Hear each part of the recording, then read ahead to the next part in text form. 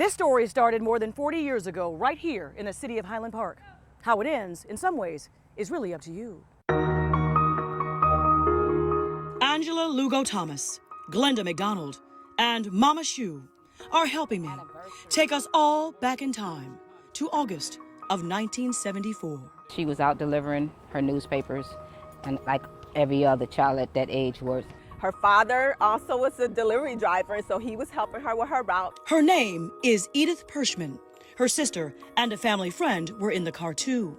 But it was Edith's turn to toss the newspaper at the next home. Before she could really throw the paper on the porch of this man's house, all these bullets rang out. This guy was thinking that somebody was out to get him, and he opened fire. Edith was murdered. She was shot 15 times. Her father was injured that day as well and passed away soon after due to complications. The gunman, Rudolph Acosta, turned himself in to police. He was charged with second-degree murder, but he only served 6 years in prison for the fatal shooting.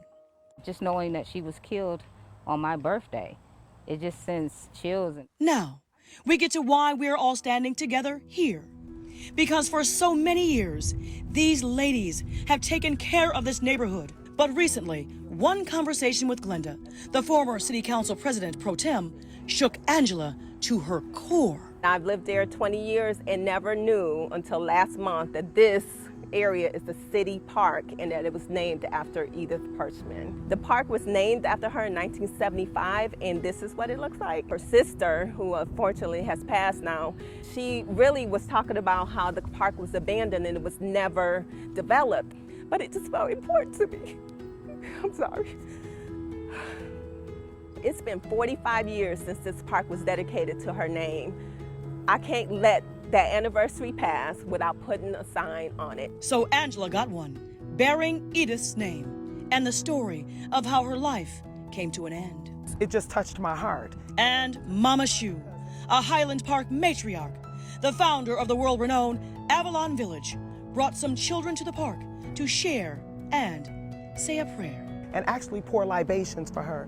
And libations is basically, it's a process of just inviting and remembering the people who were here before, the ancestors, and just basically bringing their energy to light. Edith, we put respect on your name. We're building the park that was said to be built 46 years ago, and we're making it happen now. We're gonna need funding, corporations, community groups, local businesses. I want them to all come together to fulfill the vision of turning this into a beautiful space. So they're asking, hoping that you, all of us, become part of their village, the journey of bringing Edith Pershman's park to life. I just feel really strongly about making sure that Edith Pershman is remembered and that we never forget. We want you to know that we will keep your memory alive as long as we possibly can. Continue to rest well, sweet girl, because on this piece of land, you are now in good hands. I'm Andrea Isom, 7 Action News.